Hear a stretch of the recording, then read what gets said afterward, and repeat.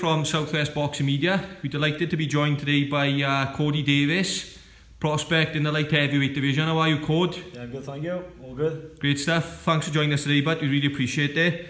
How has recovery gone from your last fight, and have you been able to reflect much on it? To be fair, me reflecting much on the fight itself. I've reflected on my decision to go down super middleweight and what I could have done differently regarding the weight and the weight cut and even the refueling. But as regards to the fight, I feel like no, I haven't reflected on that. To be fair, I haven't really thought about this. I'm distraught, to be honest, but it is one of them things. I'm just looking forward to putting this behind me now, going back up to my a weight that I'm more suited to, and to go from there. You know, I'm happy that we ticked the box and we tried it.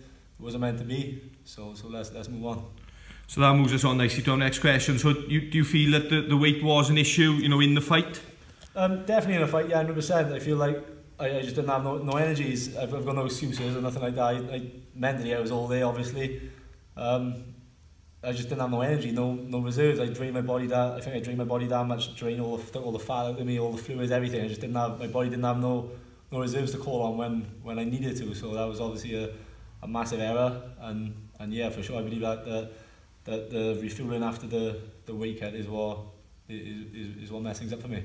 Yeah, definitely. So the natural progression was to go back to light heavy, Code. Is that what we're looking to do now long term? Yeah, it'll always be frustrating, because I believe that if I made that weight again now and I refueled properly, you know, I was diving into, you know, the nice foods. I went without food and stuff like that, nice treats for a long time. So as soon as I weighed in, I was just eating anything I could get my hands on, and evidently that showed that it wasn't the right thing to do. I should have kept it proper, but I didn't. But I've learned from that now, so yeah, I'm looking forward to just progressing now and moving on in my career, putting this behind me and cracking on. Definitely, we look forward to seeing you back in there. I mean, what do you think now? I mean, ideally, when would you like to be back out next, Code? As soon as possible. As you can see, you know, I just finished a hard session, and I'm training all the time. I didn't even have a week off. Yeah. You know, I'm back in the gym now. I'm training, and like I said, I just want to forget about the last couple of weeks and just move on now and carry on my journey. Would a rematch be something you're interested in? No, not particularly. No, I want to hopefully stay at light heavyweight now. Well, I say hopefully, that's what I want to do. But you know, like I just said, there's always going to be the little question in my head: is if I refueled properly and was a little bit more dedicated between the weigh-in and the fight. That is only 36 hours, and I think that's what did it for me. So I believe that, you know, if I did things differently after the weigh-in and before the fight, it would have been a complete different Kody Davies in the ring on that night. Yeah. But you know, it is what it is. Credit to Sadiq, all credit to Sadiq. You know, he stepped up, he took the fight, and you know, fair play to him. Is Sadiq someone you knew much about before you went into the fight? I mean, obviously you do your own work and your research, but is he someone you knew much about before going into the fight? Well, you say obviously you do your research and your own work, but that's not the case for me. I don't ever look at my opponents. I have the odd glance, but I'm not really into that. Like I said before, I just concentrate on myself. Me and Gavin just in the gym working on ourselves. So I don't really look into my opponent, and I didn't know much about Sadiq. All I knew was that Charlie beat him, and he's a super middleweight, and he was pretty tall, and that's really all I knew. But you know, it doesn't matter what game plan I had, because I didn't have the energy to execute it anyway. So you know, the weight cut was a little bit too much for me, I think. But like I said, it is what it is, and I just want to crack on now. I mean, the talent you've got, Code, is obvious to see. You know, to any boxing fans and experts, you know, it's obvious to see. Do you feel that this is just sort of a minor setback in your journey? I don't feel it's a minor setback. I feel it's a major setback, to be fair. You know, not because I've not gone unbeaten record no more. Not because of that. Just because it was a fight not worthy of putting a hell on my record. No disrespect to Umar Sadiq, but you know, I believe that fight wasn't worthy of my O. But it's gone now. My O's gone now. You know, I've showed before by boxing Charlie that I'm not one to turn down fights or protect my O. Obviously, it's nice to be undefeated. That's what nobody wants to be defeated, do they? No. But you know, it's happened now, so it is what it is. I'm just ready to crack on. Well, does that bring sort of extra pressure then? You know that wanting to go undefeated to maintain that O. Does that bring an extra pressure on you? Know, has that been something that's put pressure on you personally yourself? It's something that a lot of people talk about. Everybody talks about protecting their O and being unbeaten and this and that. And of course, everybody wants to be unbeaten and retire undefeated.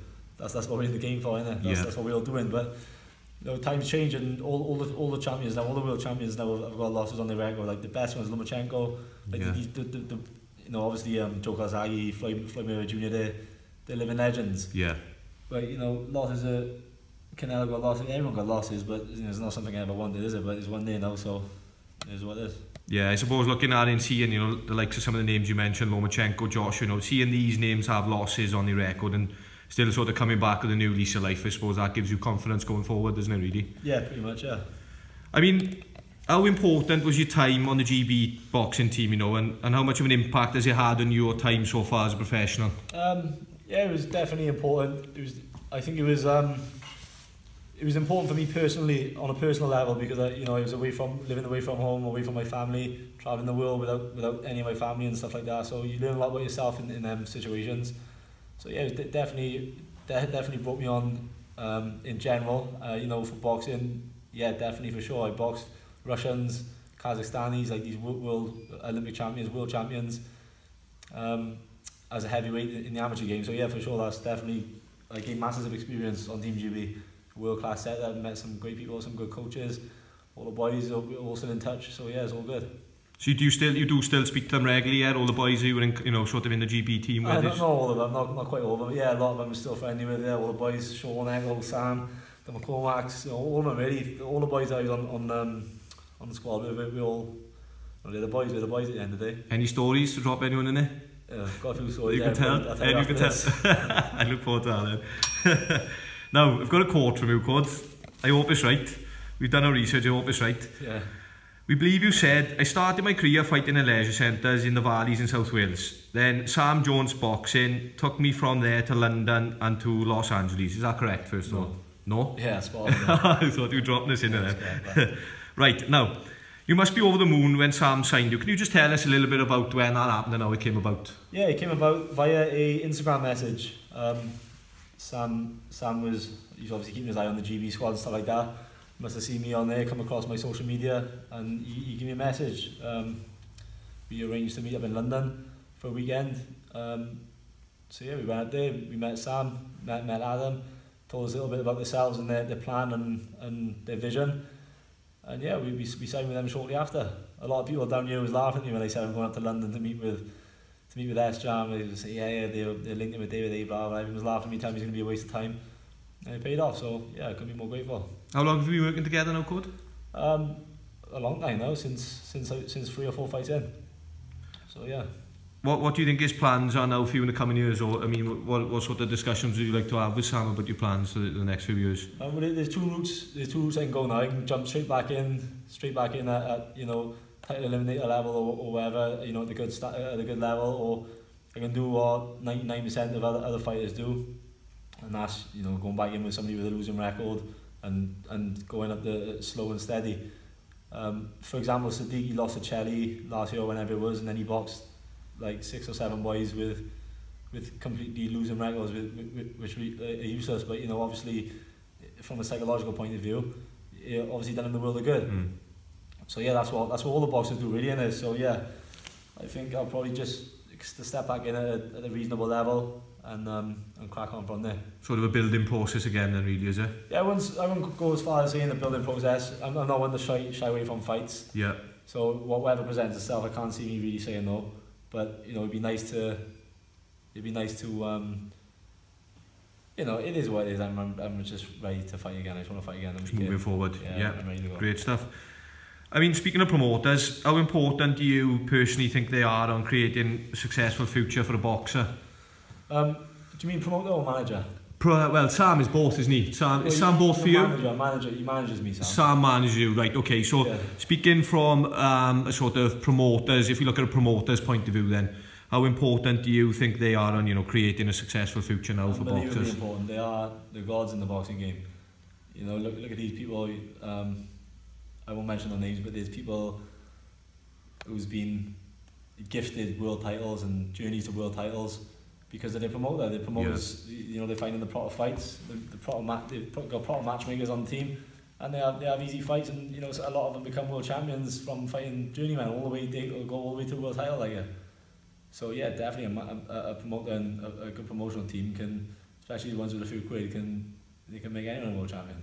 Are you under Frank? Are you? Yeah. I'm under Frank one. Yeah. How good is it to work with Frank? Can you tell us a little bit about that? Yeah, it's good. You know, it's good working with Frank. It is what it is. Like I say, he's got a lot of boys. Frank's got a lot of boys, so you don't really talk on a personal level. I've never really had a personal conversation with him, so you know I can't say it's fantastic working with him, or I can't say it's shit working with him. It is what it is. It's a pleasure to be out fighting on the shows, and it's great to be on these big shows with all these good boys. So yeah, I can't fault it. Just just ready to go again. Just ready to crack on, grateful for the opportunities, and just want another one. I mean, coming briefly back to Sam, you mentioned Sam's your manager. I mean, Sam strikes us as somebody who's, you know, really invested in his fighters, given sort of a family-orientated approach. I mean, some managers and promoters are accused of just being in the game for money and not caring for their fighters. I mean, Sam doesn't strike us as being that type. Would you agree with that? Yeah, I'd agree with that for sure. Yeah, and Adam as well. You know, everybody asks me about Sam, but no one really talks about Adam, who's just as much my manager as Sam. They're both great people. You know, they both stuck by me, you know, not just through this, but through a lot of stuff that I've been dealing with since I've been signed with them. They stuck by me through thick and thin. Yeah. So I can ask for more the top boys. Now, as we know, Gavin Rees is your trainer. How long have you worked with Gavin for, Cod? Since late in my amateur career. How did that working relationship come about? I was due to fight in Tylerstown, somewhere up the valleys. Yeah. In the semi-finals of the Welsh Championship, and my dad's normally my cornerman, but his license was invalid, expired or whatever. And Gavin was there, and Gavin knows my dad. So my dad asked him if he wouldn't mind stepping in and doing my corner, so he did. He invited me up to the gym then the following week, and we've been working together ever since. I mean, obviously we know Gavin is such a massive name in boxing, you know, ex-world champion, a highly respected coach now in boxing as well. I mean, how important is that advice that Gavin has given you over the years? Maybe not just professionally, perhaps personal advice he's given you as well. How important has it been to over the years? Yeah, it's been a blessing. You know, it's been a blessing. I can't thank him enough. I will never be able to thank him enough for sticking by me and, you know, pretty much get me where I'm at now. You know, he's the one who pushed me when everything went quiet as an amateur. He pushed me to turn pro. He pushed me to make the moves that I made. And yeah, like I said, I can't thank him enough. Great stuff. I mean, how lucky do you consider yourself to be surrounded by these types of people? You know, I mean, working with Gavin as your trainer, you've mentioned Sam as your manager, and obviously Frank as your promoter. I mean, do you believe that all your sort of hard work, all the graft that you've put in has got you to where you are now, and to be surrounded by, you know, these types of people? Firstly, yeah, I think I'm very lucky to be around these type of people. You know, I think it's a lot to do with the area where we live. Like I've said before, there's not much around here. It's just it's combat sports, really, or weightlifting. Yeah. You know, so yeah, to have all the boxers around here, numerous world champions living around here and coming and training with us. You know, we got Enzo Mack, we've been down there sparring. Gavin Rees up here. Joe Kazagi did learn me some stuff now and again on the pads and all things like that. He's always there for advice. You know, it's unbelievable. So yeah, I'm very blessed. And before we go any further, I just want to give all thanks to God. I believe without God, none of this would be possible for me. So yeah. Top man, cheers, God. I mean, what do you feel? How do you feel we've mentioned obviously, like myself personally, I'm from the valleys as well, as you know. We're both from the valleys. Do you feel that opportunities are improving now, sort of in valleys areas and things? And do you think that there's more men and women, boys and girls going in and out of boxing gyms now than what it was sort of when you started? Yeah, definitely, 110%. Yeah, there's definitely a lot more opportunities, especially in boxing now. You know, we've got some big shows coming to Wales. We've got a big Eddie Earn show coming back down now in the next month or two, or whenever it is. You going down, Cod? I'll be there, yeah. You'll be there, yeah. My girlfriend asks me. Go check in with the boss first, don't we? Yeah. And then, we got talks of another show coming to Cardiff as well, which I can't say too much about. Yeah. There's boxers definitely on the up in Wales, yeah, 100%. Great stuff. Do you know any of the boys that's fighting on the show that's obviously been confirmed? I mean, the Selby show that's on in Cardiff now that we're looking forward to. Do you know any of the boys personally on that? Perhaps Joe Cordina? Yeah, know all the boys. You know all the boys, yeah. All the boys, yeah. All the Welsh boys. Probably one or two English ones as well. But yeah, know all the boys, all top boys, all the best of all of them, yeah. Oh, great stuff. What do you think now? Talking about big shows, what would your opinion be on? Do you agree that British boxing fans are the best in the world? Because you've boxed stateside, haven't you? Yeah, boxed stateside, yeah. What's your opinion? British boxing fans or American boxing fans, personally for you? Welsh boxing fans. Welsh boxing fans, well said. Welsh boxing fans, well said. But if answering your question, yeah, British boxing fans for sure. Yeah, what do you think sets them apart? I mean, what did you notice sort of atmosphere-wise when you were fighting stateside? It's passion. Yeah. It's passion. When I boxed in Los Angeles, I brought a couple from Pond and Fry, Simon and Tracy, come over to watch me. That's unbelievable. He's like my 8th fight or whatever it was out in America, and they followed me all the way over there. They had the flags shouting my name. It's priceless. That means a lot. That does, doesn't it? Yeah, it means a lot. Definitely. Yeah, definitely. I mean, if you had to say 3 things that you could change about boxing today, what would it be and why? 3 things I could change about boxing for me personally, or on a general thing. I think on a. Do you want to do? If you do personally first for you. Yeah, personally for me, it would be inactivity. It would be taken away. Yeah. Promoters' fees, managers' fees, and trainers' fees be wiped out. I'm joking. Basically just inactivity really, and corruption. Just fairness. As a fighter, as a boxer, we graft. It's hard work. It's not easy. You know what I mean? When you lose some weight and the sacrifice and everything is shit, and then you get like people pull out or shows fall through or this happens or that happens, and then you're left without the payday. Yeah. You're in prime condition for nothing. It's hard work. It's a lot to deal with. Happened once or twice when I was starting out, when the shows get pulled last minute, and it's a nightmare predicament. But so yeah, that definitely be taken out.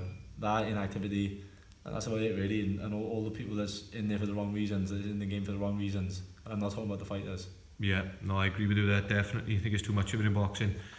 Right, bringing on to, just want to mention, it looks like Billy Joe Saunders and Canelo are going to fight. I know it hasn't officially been put out there, but it's on BoxRec. That's good enough for us. Yeah. What are your thoughts on that fight? Massive fight, yeah? Yeah, unbelievably big fight. Yeah, cracking fight. I think the timing's absolutely perfect for Billy Joe. I think if he can stay out the way of Canelo's big shots, he'll box his head off. Yeah. So would you, if you had to push you for a prediction, could you say? I mean, we know how difficult it is to get a points win against Canelo stateside. We know that. But do you think on a level playing field that Billy Joe Saunders got the tools to beat them? 110%. He's slick southpaw, slick classy southpaw, tricky. It is what. Yeah, I think he's unbeatable. I don't think no one can beat him when he's on form. Yeah, I just don't think he's touchable. Yeah, he's special, isn't he? Is Billy Joe someone you've met personally? Yeah, sparred him, yeah.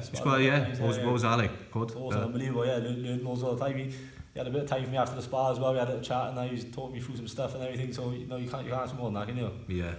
So yeah, happy days. Stuff like that's priceless, isn't it? You know, him and those fighters, like definitely. Yeah. So right, what's next for Kody Davies? If we had to draw out the plan now of what the rest of 2020 is going to hold for Kody Davies, what would it be? Start with a takeaway tonight now. You want to have a night in, and then do a little run in the morning. Chinese? Nah, Indian I think tonight. Indian, is it? Nah.